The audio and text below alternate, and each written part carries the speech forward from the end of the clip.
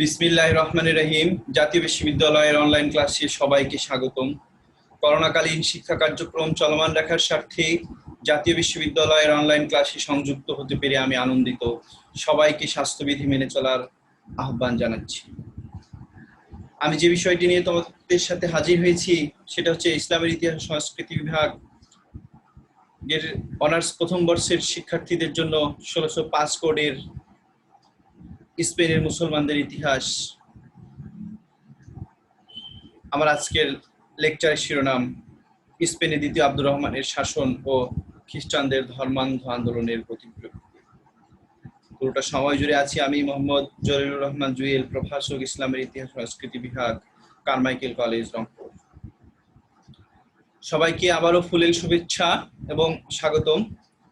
মূল পাঠে যাওয়ার আগেই আমরা দেখব যে দ্বিতীয় আব্দুর রহমান কে ছিলেন। আসলে তার সম্পর্কে আমাদের কিছুটা জানতে হবে এবং তার সম্পর্কে যে ঐতিহাসিক মূল্যায়নগুলো আছে আমরা এগুলো কিছুটা হলেও জানবো। তো তাহলে পিতার নাম ছিল, তার নাম হচ্ছে দ্বিতীয় আব্দুর রহমান, পিতার নাম হচ্ছে প্রথম হাকাম এবং জন্ম 788 সালে, মৃত্যু 852 সালে। তার শাসনকাল ছিল 788 থেকে 822 সাল থেকে 852 সাল পর্যন্ত এবং স্পেনের স্বাধীন উমাইয়া আমিরাতের চতুর্থ আমির হিসেবে তিনি দায়িত্ব পালন করেছিলেন। অত্যন্ত যোগ্যতার সাথে 30 বছর শাসন কার্য পরিচালনা করেছিলেন। তার সম্পর্কে ঐতিহাসিকরা অনেক সুন্দর সুন্দর মন্তব্য করেছেন। তাদের মাঝে দু একটা মন্তব্য আমি তোমাদেরকে পড়ে শোনাচ্ছি। সেটা হচ্ছে, তার সম্পর্কে ঐতিহাসিক লেনপুল মন্তব্য করেছেন যে তার রুচি ছিল মার্জিত এবং প্রকৃতি ছিল ভদ্রতা এবং শিষ্টাচারে মণ্ডিত। ঐতিহাসিক সেটিলোট বলেছেন,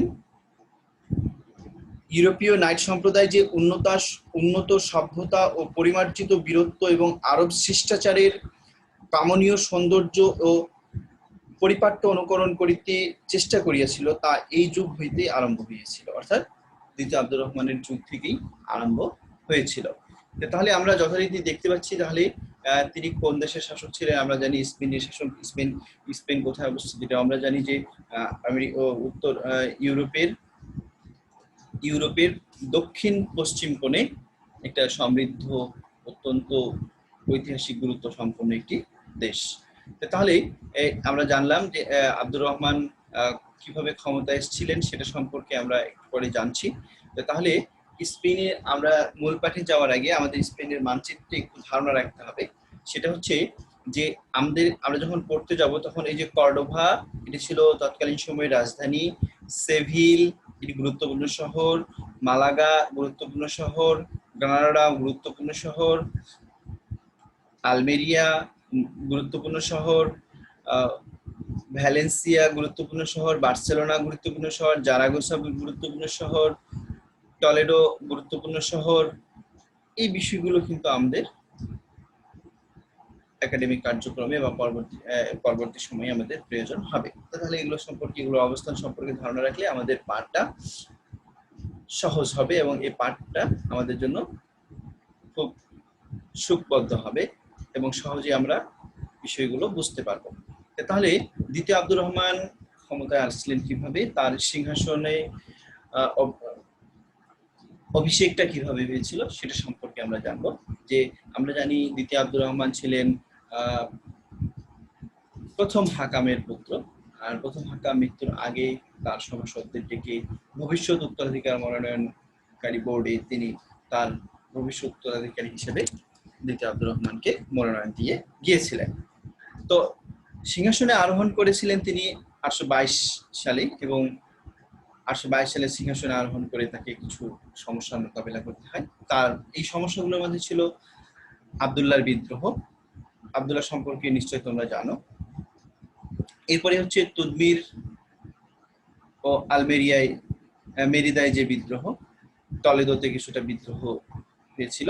এরপরে খ্রিস্টান নেতাদের দুঃসাহসিকতা, নরম্যান জলদস্যুদের উপদ্রব। তো আমরা এই বিষয়গুলি নিয়ে আলোচনা করব। এই সমস্যাগুলো আব্দুর রহমান অত্যন্ত যোগ্যতার সাথে, অত্যন্ত দক্ষতার সাথে মোকাবেলা করেছিলেন। তাহলে প্রথমে যে সমস্যাটা তাকে মোকাবেলা করতে হয় সেটা হচ্ছে আব্দুল্লাহর বিদ্রোহ। অর্থাৎ আব্দুল্লাহ হচ্ছে হাকামের চাচা। অর্থাৎ আব্দুল্লাহ যখন শুনেছিলেন, এর মাঝে আব্দুল্লাহ টলেদো বা ভ্যালেন্সিয়া থেকে তিনি উত্তর আফ্রিকার তানজিয়ারে চলে গিয়েছিলেন, কিন্তু যখন শুনলেন যে তার ভাতিজা বা তার ভ্রাতুষ্পুত্র হাকাম, প্রথম হাকাম মৃত্যুবরণ করেছেন, তখন তিনি পুনরায় স্পেনে ফিরে আসেন এবং স্পেনে ফিরে এসেই খিলাফতের দাবি করে বসেন এবং তার সপক্ষে জনমত সংগ্রহ করা শুরু করেন। এবং তিনি হয়তো মনে করেছিলেন যে, মানুষকে বোঝাতে চেয়েছিলেন যে খিলাফতের বা আমিরাতের ন্যায্য হকদার হচ্ছে আমি, কারণ আমি হচ্ছে প্রথম আব্দুর রহমানের পুত্র, এই কারণে আমি ন্যায্য হকদার, কিন্তু আমাকে বঞ্চিত করা হয়েছে। এবং এখানে তিনি আশা করেছিলেন যে তার দুজন পুত্র, যে পুত্র দুজনকে হাকামের সময়ে তিনি রাজধানীতে রেখে গিয়েছিলেন, মনে করেছিলেন যে তারা তার বিপদের সময় বা সিংহাসন দখলের জন্য বা তার যে মনোবাসনা, আমির হওয়ার মনোবাসনা পূর্ণ করার জন্য হয়তোবা তার সন্তানরা তাকে সাহায্য করবে, কিন্তু তার সন্তানরা তাকে সাহায্য করেনি এবং একটা সামরিক সংঘর্ষের মুখোমুখি হয়েছিল দ্বিতীয় আব্দুর রহমানের সাথে, এবং দ্বিতীয় আব্দুর রহমানের কাছে খুব শোচনীয়ভাবে পরাজিত হয়েছিল। পরবর্তী সময়ে তার দুজন সন্তান তার পিতার হয়ে দ্বিতীয় আব্দুর রহমানের কাছে ক্ষমা চেয়েছিলেন, এবং ক্ষমা চাওয়ার ফলেই দ্বিতীয় আব্দুর রহমান অত্যন্ত দয়া পরবশ হয়ে তাকে ক্ষমা করে দিয়েছিলেন এবং পরবর্তী সময়ে তাকে উদারতা প্রদর্শন করে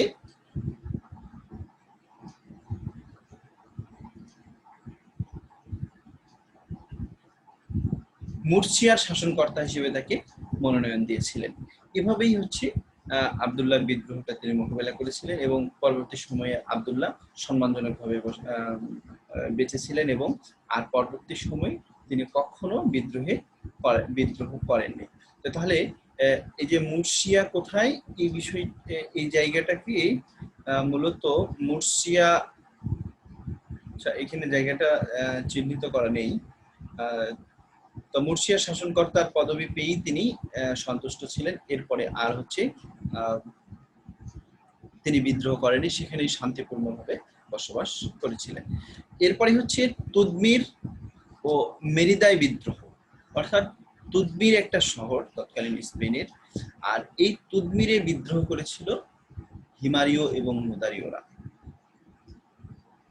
আব্দুর রহমান এখানে কৌশলী অবস্থান গ্রহণ করেছিলেন। মুদারীয়দের যে নেতা আবুল সামাক মোহাম্মদ বিন ইব্রাহিমকে বাধ্যতামূলকভাবে তিনি কি করেছিলেন, রাজকীয় বাহিনীতে কিছু দায়িত্ব দিয়েছিলেন, দায়িত্বশীল পদে নিয়োগ দিয়েছিলেন এবং অত্যন্ত দক্ষতার সাথে, যোগ্যতার সাথে এই সমস্যাটার স্থায়ী একটা সমাধান, হিমারীয় এবং মুদারীয় তৎকালীন স্পেনে যে একটা সমস্যা গুরুতর আকার ধারণ করছিল, এই সমস্যাটা তিনি কি করেছিলেন, খুব দক্ষতার সাথে মোকাবেলা করেছিলেন। পরবর্তীতে হিমারীয় এবং মুদারীয়দের কোনো বিশৃঙ্খলা বিভাজন সৃষ্টি হয়নি। তাহলে স্থায়ী শান্তির পথ এভাবেই তিনি কি করেছিলেন, প্রশস্ত করেছিলেন। এরপরে 828 সালে মোহাম্মদ বিন আব্দুল জব্বার এবং সুলাইমান নামক দুজন ব্যক্তির নেতৃত্বে মেরিদায় খ্রিস্টান এবং ইহুদি এবং নমুসলিম কিছু কি করেছিল, আন্দোলন করে বসছিল। তাদের অভিযোগ ছিল যে দ্বিতীয় আব্দুর রহমানের প্রশাসন তাদের ওপর প্রচুর কর আরোপ করেছে এবং করের ভারে সাধারণ মানুষ হচ্ছে জর্জরিত। এই নিয়ে একটা বিশৃঙ্খলা সৃষ্টির চেষ্টা করা হয়েছিল এবং তারা দেখা গিয়েছে যে প্রধান কর্মকর্তার বাসভবনকে ঘেরাও করেছে এবং কর কর্মকর্তার বেশ কিছু মানুষকেও তারা হত্যা করেছে। এরকম একটা অরাজক পরিস্থিতির সৃষ্টি হলেই মেরিদায় আব্দুর রৌফ নামক একজন সেনাপতির নেতৃত্বে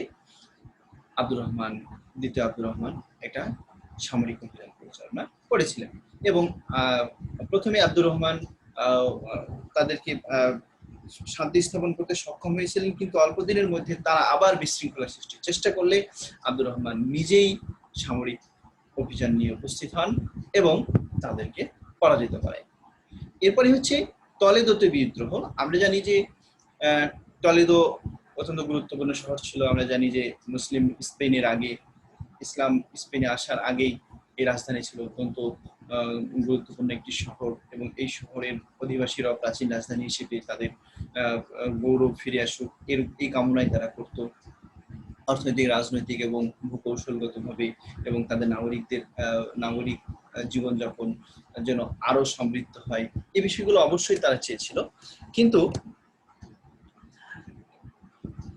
কিন্তু মুসলিমরা কিন্তু উমাইয়ারা কর্ডোভাকেই হচ্ছে, বা মুসলিমরা কর্ডোভাকেই হচ্ছে খিলাফতের রাজধানী বা আমিরাতের রাজধানী হিসেবে তারা মনোনয়ন দিয়েছিল। তো এই টলেডোতে যে বিষয়টা হয়েছিল সেটা হচ্ছে একজন কর্মকার কর্ডোভা থেকে অপমানিত হয়ে, বা তার সেই পরিবারের প্রতি হয়তোবা জুলুম করা হয়েছিল রাজ পরিবার কর্তৃক, রাজকীয় বাহিনী কর্তৃক, এ কারণে তারা হচ্ছে গিয়ে আশ্রয় নেয় টলেডোতে। এবং হিসাম নামক ওই পরিবারের এক ব্যক্তি একটা আন্দোলন দাঁড় করায় এবং তার সপক্ষে খ্রিস্টান, ইহুদি এবং অন্যান্যদেরকে সংগঠিত করে তোলে। তো এই হিসাম নামক ব্যক্তি আন্দোলন গ্রহণ করার জন্য 829 সালে কর্ডোবা হতে তিনি কি করেছিলেন, টলেডোতে অবস্থান গ্রহণ করেছিলেন এবং আন্দোলন জোরদারে ব্যাপক তৎপরতা শুরু করেছিলেন। এবং তার আন্দোলনেও দ্বিতীয় আব্দুর রহমান বেশ বিচলিত হয়ে পড়েন এবং তার আন্দোলনকে মোকাবেলা করার জন্য মুহাম্মদ বিন ওয়াসিম নামক একজন সেনাপতিকে তিনি পাঠিয়েছিলেন, হাসিমের বিরুদ্ধে প্রেরণ করেছিলেন। প্রথমবার ওয়াসিম ইবনে হাসিম পরাজিত করতে পারেন না, কিন্তু পর বছর রাজধানী হতে প্রেরিত সৈন্য নিয়ে হচ্ছে হাসিম পরাজিত করেছিল, ওয়াসিম, মোহাম্মদ বিন ওয়াসিম হাসিমকে পরাজিত করেছিল। এরপরে অবশেষে 837 সালে আমিরজাদা ওয়ালিদ বিন হাকাম নগরটিতে সম্পূর্ণরূপে শান্তি স্থাপন করতে সক্ষম হন এবং নগরটি বিদ্রোহ মুক্ত হয় এবং তিনি জনগণের প্রতি সাধারণ ক্ষমা ঘোষণা করেন এবং সুদীর্ঘ 8 বছর সেখানে শান্তি অবস্থা বিরাজিত ছিল। তা এভাবেই হচ্ছে টলেডোর যে আন্দোলন দেখা দিয়েছিল, এই টলেডো আন্দোলনটা তিনি মোকাবেলা করেছিলেন। এরপরে হচ্ছে খ্রিস্টান নেতাদের দুঃসাহসিকতা। আমরা জানি যে খ্রিস্টানরা তৎকালীন সময়ে দ্বিতীয় আব্দুর রহমানের সময়ে বা উমাইয়া স্পেনের শাসন আমলে খ্রিস্টানরা যথেষ্ট সুযোগ সুবিধা ভোগ করতো। সেখানে দলমত, ধর্ম নির্বিশেষে সকল সাম্প্রদায়িকতার ঊর্ধ্বে উঠে মুসলমানরা সকলকে সমান সুযোগ সুবিধা দ্বারা বিশ্বাসী ছিল। কিন্তু খ্রিস্টানদের কিছু গোষ্ঠী স্বার্থ, কিছু সাম্প্রদায়িক চিন্তা ভাবনার মানুষ, যারা চাইতো না যে, যারা চেয়েছিল যে শৃঙ্খলা বিঘ্নিত হোক, এরকম কিছু মানুষ হচ্ছে দ্বিতীয় আব্দুর রহমানের বিরুদ্ধে বা উমাইয়া আমিরাতের বিরুদ্ধে, স্পেনে উমাইয়া আমিরাতের বিরুদ্ধে আন্দোলন সংগঠিত করেছিল। এবং তার মাঝে ছিল লিওন নামক একটা অঞ্চল। লিওনের প্রধান আলফানসো দ্বিতীয় মদিনা, সালিম এবং আরাগনের জেলাগুলোতে ক্রমাগতভাবে তারা এই তৎপরতাগুলো চালিয়েছিল।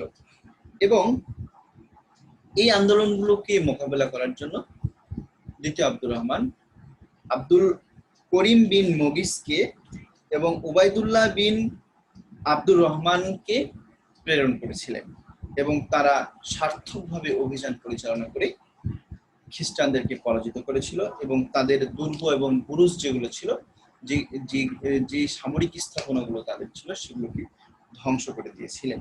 এবং এরপরই হচ্ছে তাদের সাথে 10 বছরের একটা শান্তি চুক্তি আলোচনা হয়েছিল এবং 838 সাল পর্যন্ত মুসলিম সীমান্ত এই শান্তি চুক্তির ফলে হচ্ছে নিরাপদে ছিল।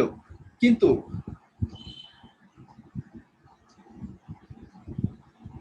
এরপরই হচ্ছে খ্রিস্টানরা আবার শান্তি চুক্তি লঙ্ঘন করলে, শান্তি চুক্তি ভঙ্গ করলে মুসলমানদেরকে আবার অস্ত্র ধারণ করতে হয়। আর এই অস্ত্র ধারণ করতে হলেই ওই যে হাকামের সময় যে গজ সীমারেখা নির্ধারণ করা হয়েছিল, এই গজ সীমারেখা বিধ্বস্ত করিয়া মুসলমানরা অস্তরিয়া, গ্যালিসিয়া, আলভা, ক্যাস্টাইল, প্যাম্পলোনা এবং বার্সিলোনা পর্যন্ত তাদের প্রভাব বিস্তার করেন এবং এভাবে খ্রিস্টানদেরকে বিতাড়িত করেছিল। এরপরে হচ্ছে নরম্যান জলদস্যু। এই নরম্যান জলদস্যুরা হচ্ছে জার্মানদের একটা গোত্র ছিল। এরা অত্যন্ত ফ্রান্স, স্পেনের উপকূলীয় এলাকা, এদিকে পশ্চিম দিকে গিয়ে বর্তমান পর্তুগালের লিপসনের বিভিন্ন জায়গায় অরাজকতা চালাতো এবং তারা আফ্রিকা পর্যন্ত পৌঁছে গিয়েছিল। তারা শহর বন্দর নগরে যেখানে পেত এই লুণ্ঠন করত এবং তাদের সে হত্যাযজ্ঞ থেকে গাছপালা, বন জঙ্গলের জীবজন্তু, গৃহপালিত পশু পাখিও তাদের নিস্তার পেত না। তারা যেখানে পেত, যা পেত তা দস্যুর মতো সংগ্রহ করে নিয়ে যেত। ঠিক এরকম একটা অবস্থায় লিপসন হয়ে তারা সেভিলের দিকে অগ্রসর হয়েছিল তৎকালীন সময়ে। সেভিলে অগ্রসর হওয়ার ফলেই দ্বিতীয় আব্দুর রহমান তাদের গতিবিধি পর্যবেক্ষণ করেন এবং তাদের বিরুদ্ধে একটা অভিযান পরিচালনা করেন।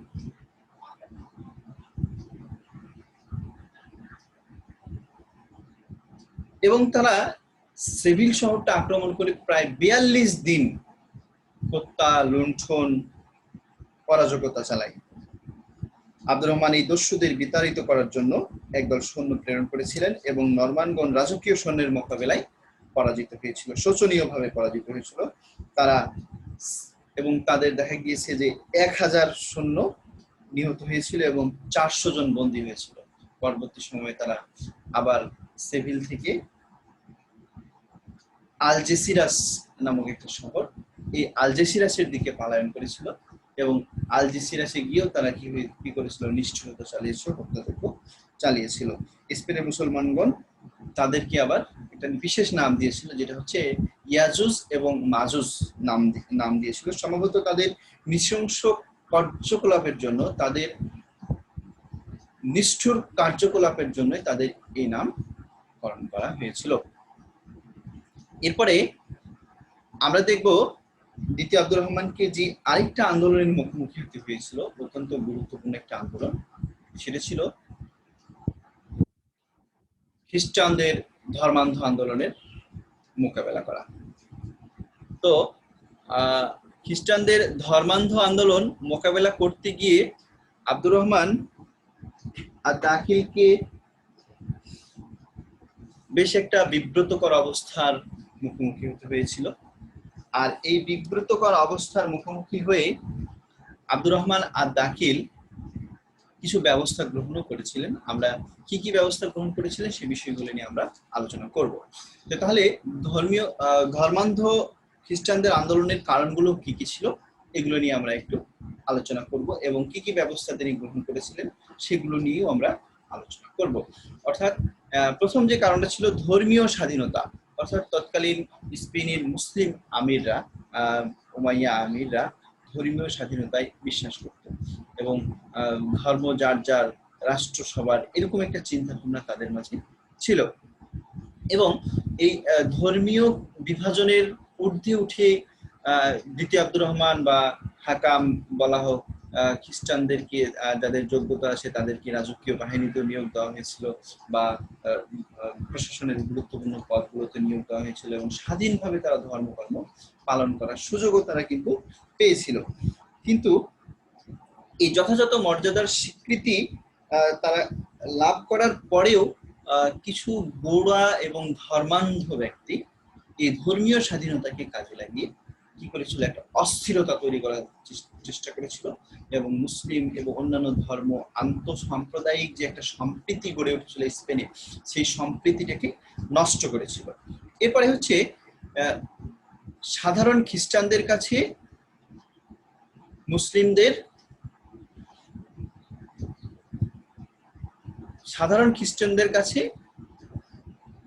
মুসলিমদের গ্রহণযোগ্যতা। অর্থাৎ এখানে একটা বিষয় মনে রাখতে হবে যে মুসলমানরা শুধু দেশ দখল করতে আসেনি, মুসলমানরা দেশ দখল করে উন্নত সভ্যতা, উন্নত আচার ব্যবহার, উন্নত নৈতিকতা, উন্নত ভাষার ব্যবহার, এই বিষয়গুলো কিন্তু নিয়ে এসেছিল এবং সাধারণ খ্রিস্টানরা মুসলমানদের এই বিষয়গুলো অত্যন্ত সহজভাবে গ্রহণ করেছিল।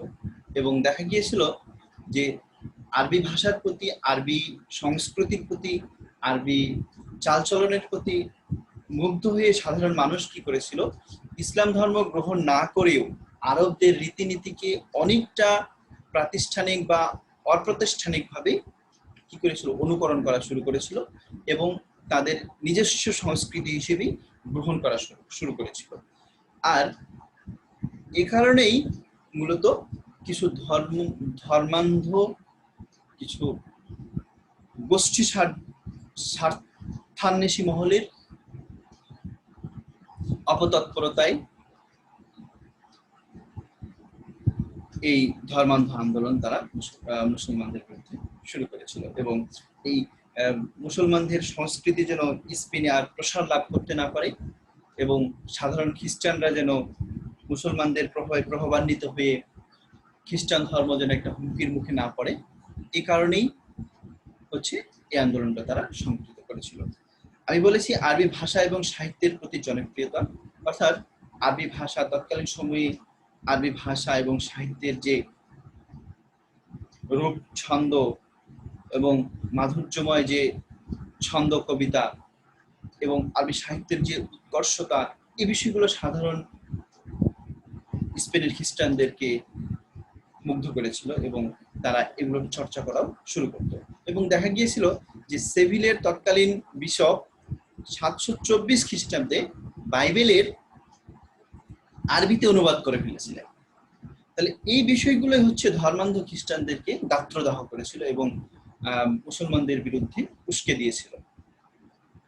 মুজাফফরদের মুসলিম শাসনের প্রতি ইতিবাচক মানসিকতা এবং খ্রিস্টানরা এই সকল মুসলমানদের ইতিবাচক বিষয়গুলো গ্রহণ করে, যেমন আরবি সাহিত্যের প্রতি তাদের জনপ্রিয়তা, মুসলমানদের যে আচার ব্যবহার, নৈতিকতা এবং ধর্মীয় মনোভাব এবং পাক পবিত্র থাকার সাম্য মৈত্রীত্বের এই বিষয়গুলো হচ্ছে সাধারণ খ্রিস্টানদেরকে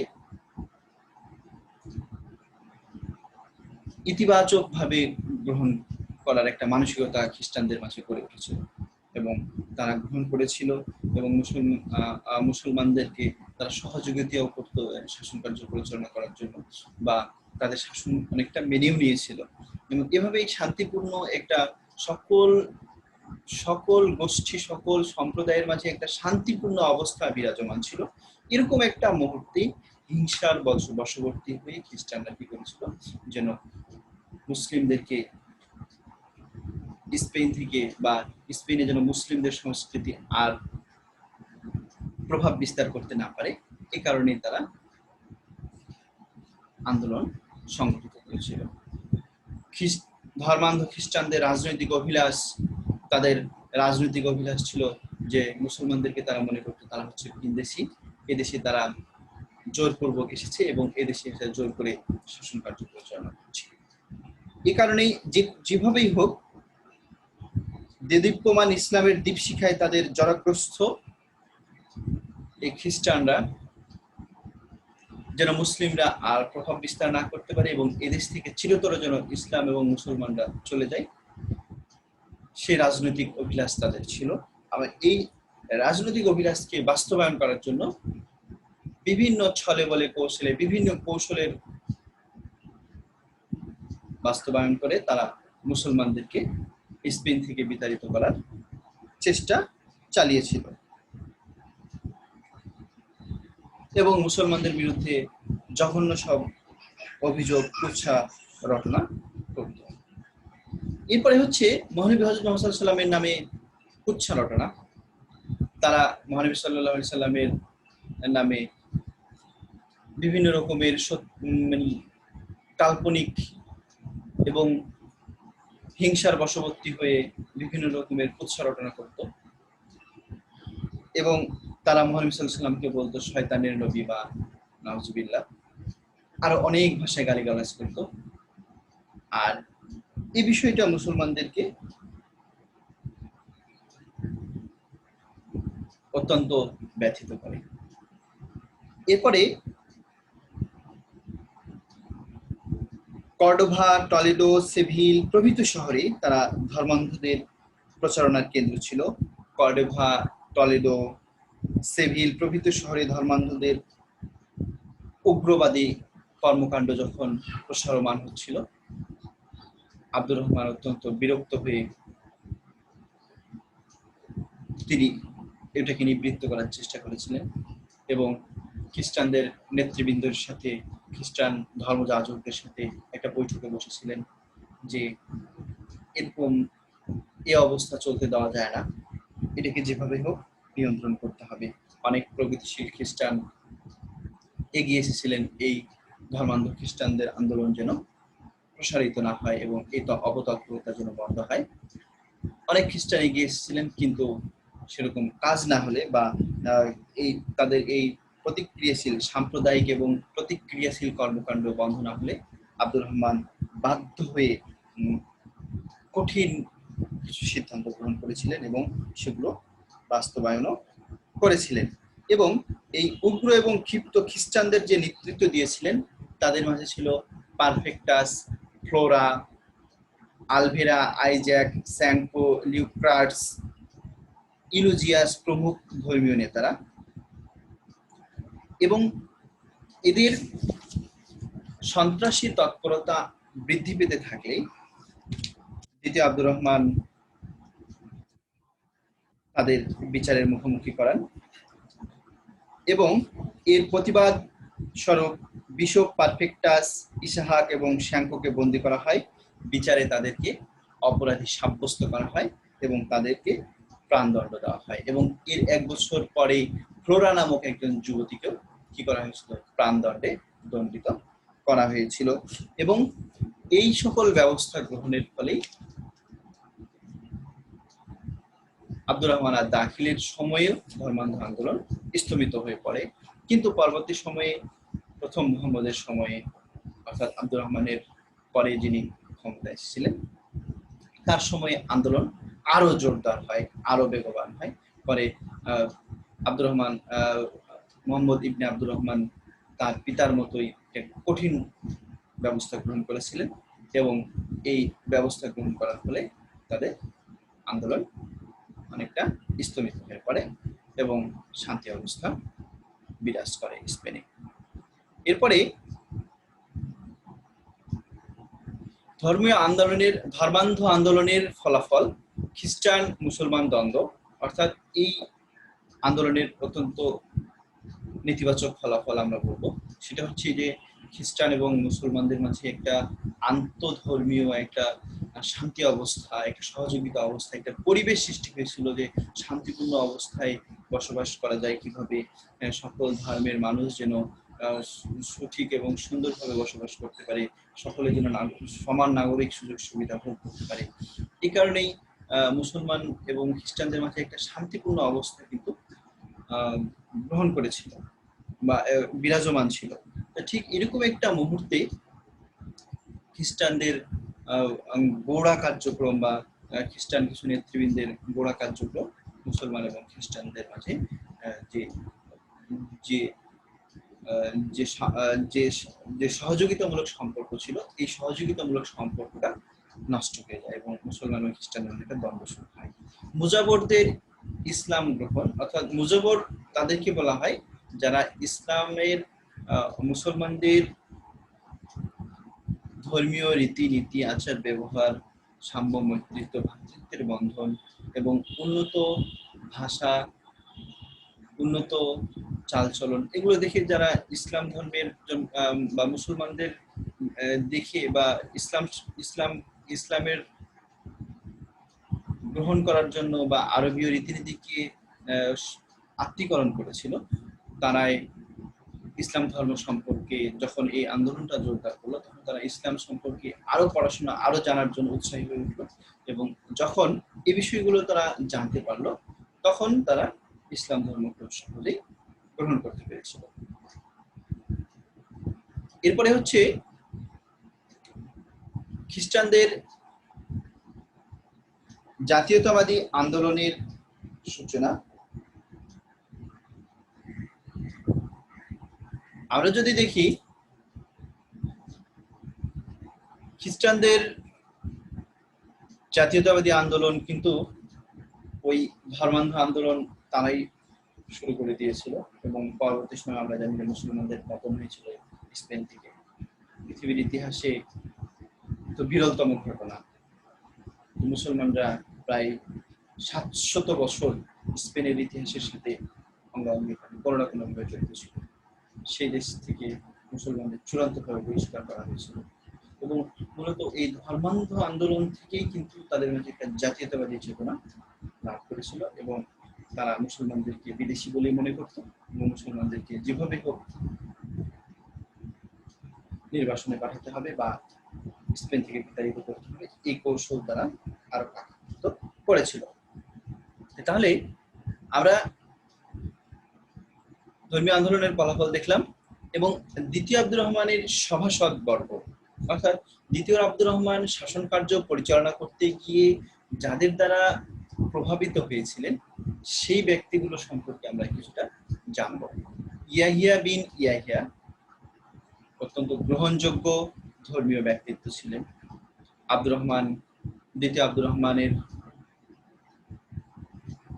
শাসনামলে বা হাকামের শাসনামলে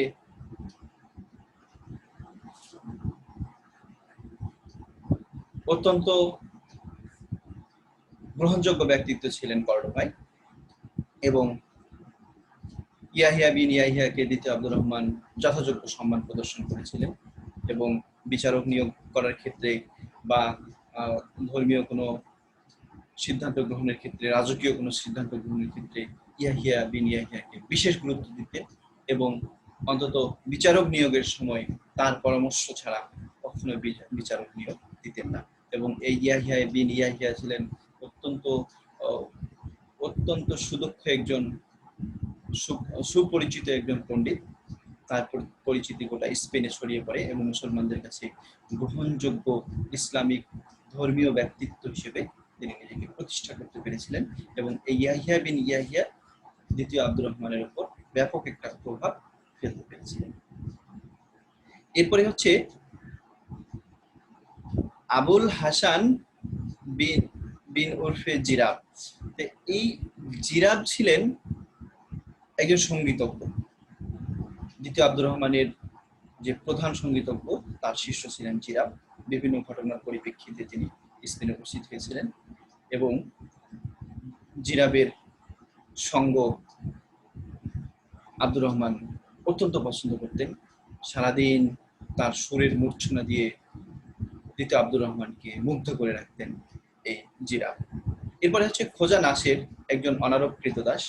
তার দক্ষতা এবং যোগ্যতায় ফলে তিনি দ্বিতীয় আব্দুর রহমানের রাজদরবারে একটা প্রভাবশালী ভূমিকা নিজেকে প্রতিষ্ঠিত করতে পেরেছিলেন। কিন্তু পরবর্তী সময়ে সুলতানা তানুর সাথে কিছু ষড়যন্ত্র করার জন্য, অর্থাৎ মুহাম্মদকে বাদ দিয়ে দ্বিতীয় আব্দুর রহমানের আরেক পুত্রকে উত্তরাধিকারী মনোনয়ন করার জন্য মুহাম্মদকে বিষ পানে হত্যার দায়ে একটা ষড়যন্ত্র করেছিলেন বা এই ষড়যন্ত্রের জন্যই খোজা নাসিরকে যে বীজ দিয়ে ষড়যন্ত্র করা হয়েছিল মুহাম্মদকে হত্যা করার জন্য, সেই বীজ দিয়ে খোজা নাসিরকে প্রাণদণ্ড দেওয়া হয়েছিল। সুলতানা তারুবের উপর, সুলতানা তারুব ছিল সুন্দরী দ্বিতীয় আব্দুর রহমানের স্ত্রী এবং দ্বিতীয় আব্দুর রহমানের উপর বেশ প্রভাব বিস্তার করেছিলেন এই সুলতানা তারুব। যে কোনো সিদ্ধান্ত গ্রহণে, যে কোনো সিদ্ধান্ত বাস্তবায়নে সুলতানা তারুব ব্যাপক প্রভাব রাখতেন এবং সুলতানা তারুর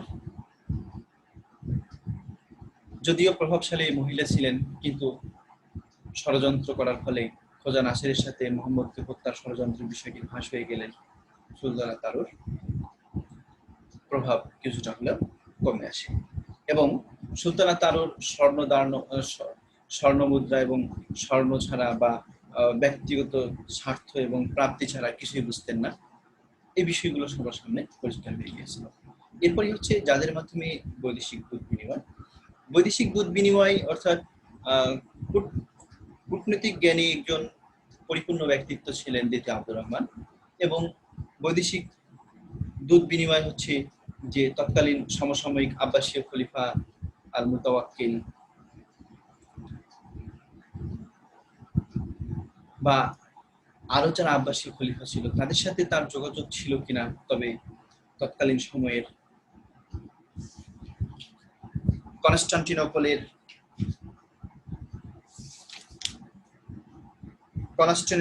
থিওপলিস সাথে তার দূত বিনিময় হয়েছিল এবং এই থিওপলিস আমির দ্বিতীয় আব্দুর রহমানকে অনুরোধ করেছিলেন যে মোতাসিম বিল্লার বিরুদ্ধে, আব্বাসীয় খলিফা মোতাসিম বিল্লার বিরুদ্ধে অভিযান পরিচালনা করার জন্য সামরিক সহায়তা কামনা করেছিলেন, কিন্তু তিনি সামরিক সহায়তা প্রদান করেননি। আবার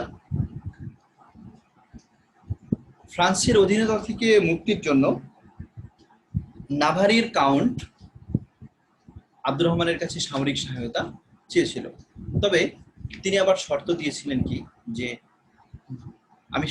আমি সামরিক সহযোগিতা আপনাকে দিতে রাজি আছি যদি আপনার রাজদরবার বা আপনার সাম্রাজ্যের উপর দিয়ে বা আপনার রাজ্যের উপর দিয়ে মুসলিম সেনাবাহিনীকে ফ্রান্সে অভিযান পরিচালনা করার অনুমতি দেন। এভাবেই কূটনৈতিক জ্ঞানে পারদর্শী আব্দুর রহমান অত্যন্ত দক্ষ কূটনৈতিক চিন্তা ভাবনা লালন করতেন এবং কূটনৈতিকভাবে তিনি কি করেছিলেন যে আন্তদেশীয় যে সমস্যাগুলোর এসেছিল অত্যন্ত দক্ষতার সাথে তিনি মোকাবেলা করেছিলেন। এরপরে দেখব যে দ্বিতীয় আব্দুর রহমানের কৃতিত্বগুলো কি কি ছিল, কোন কোন বিষয়ে তিনি কৃতিত্বের পরিচয় দিয়েছিলেন, এই বিষয়গুলো আমরা দেখব।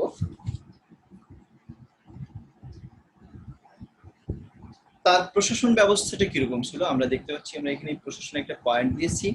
তো তাহলে প্রশাসন গতিশীলতা বৃদ্ধির জন্য তিনি স্বজনপ্রীতি, ব্যক্তিগত স্বার্থ সিদ্ধির ঊর্ধ্বে উঠে জনকল্যাণমূলক শাসন কার্য পরিচালনার বিষয়টিকে অত্যন্ত গুরুত্ব দিতেন। প্রাদেশিক শাসন কার্যের সাথে কেন্দ্রের যোগাযোগ অবিচ্ছিন্ন এবং সার্বক্ষণিক রাখার জন্য যোগ্য কর্মকর্তাদের প্রদেশে নিয়োগ করেছিলেন এবং শাসন কার্য পরিচালনা করার জন্য কেন্দ্রের সাথে সার্বক্ষণিক যোগাযোগ করার জন্য একটা রূপরেখাও তিনি তৈরি করেছিলেন এবং দপ্তরের সুষ্ঠু নিয়ন্ত্রণ ভার রক্ষার জন্য তিনি হাজিব নিয়োগ করেছিলেন এবং হাজিবকে যে নিয়োগ করতেন তিনি হাজিবকে যিনি সহযোগিতা করতেন তিনি হচ্ছেন প্রধান সচিব। এই প্রধান সচিবই হচ্ছে, এবং আব্দুর রহমান অত্যন্ত সৌভাগ্যবান ছিলেন যে প্রশাসনিকভাবে তিনি ইসা বিন সাইদ, আব্দুর রহমান বিন রুস্তম, ইউসুফ বিন বখত, মোহাম্মদ বিন সালিম প্রমুখ ব্যক্তিবর্গকে তিনি কি করেছিলেন তার প্রশাসনকে সুষ্ঠুভাবে পরিচালনার জন্য এই উল্লেখযোগ্য ব্যক্তিদের সহায়তা তিনি লাভ করেছিলেন এবং এদের সহায়তায় তিনি একটা কি করেছিলেন জনকল্যাণমূলক প্রশাসন ব্যবস্থা গড়ে তুলতে পেরেছিলেন এবং জুদাইর নামক একজন ব্যক্তিকে খাজানজি হিসেবে তিনি নিয়োগ করেছিলেন। হিসাব কিতাবে অত্যন্ত পারদর্শী একজন ব্যক্তিত্ব। একটা ঘটনা ঘটেছিল, তিনি তার যে সঙ্গীতজ্ঞ ছিল তাকে জিরাফকে তার একটা গান শুনে মুগ্ধ হয়ে $30,000 $30,000 দিরহাম বা 30,000 দিনার তাকে দেওয়ার জন্য নির্দেশ দিয়েছিলেন, কিন্তু খাজানজি পরীক্ষা করে দেখেছিলেন যে জিরাফ দ্বিতীয় আব্দুর রহমানকে গান শুনিয়ে মুগ্ধ করেছে, এই কারণে এটা হচ্ছে তার ব্যক্তিগত বিষয় এবং ব্যক্তিগত ব্যয় রাষ্ট্রীয় ব্যয়ের সাথে সম্পর্কযুক্ত হতে পারে না এবং রাষ্ট্রীয় ব্যয় কখনো ব্যক্তিগত ব্যয়ের পর্যায়ে যেতে পারে না।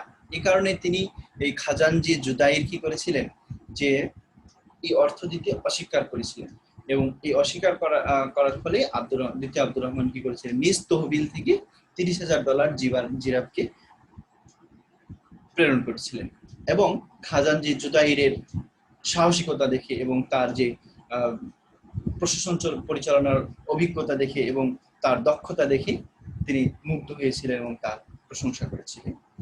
বিচার বিভাগ, দ্বিতীয় আব্দুর রহমান বিচার বিভাগকে যথেষ্ট গুরুত্ব দিতেন। ন্যায় বিচার জনগণের প্রাপ্য অধিকার, ন্যায় বিচার থেকে যেন কেউ বঞ্চিত না হয় এই কারণে তিনি বিষয়টাকে খেয়াল রাখতেন এবং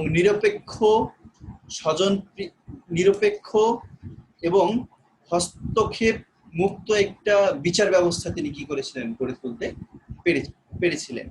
স্বজনপ্রীতি,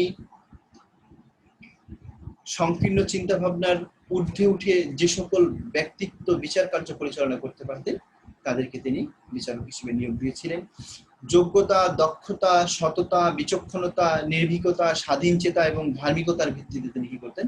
বিচারক নিয়োগ দিতেন। এবং ইয়াহিয়া বিন ইয়াহিয়ার পরামর্শ নিয়ে ধর্মীয়ভাবে পারদর্শী ব্যক্তিকে তিনি কি করেছিলেন?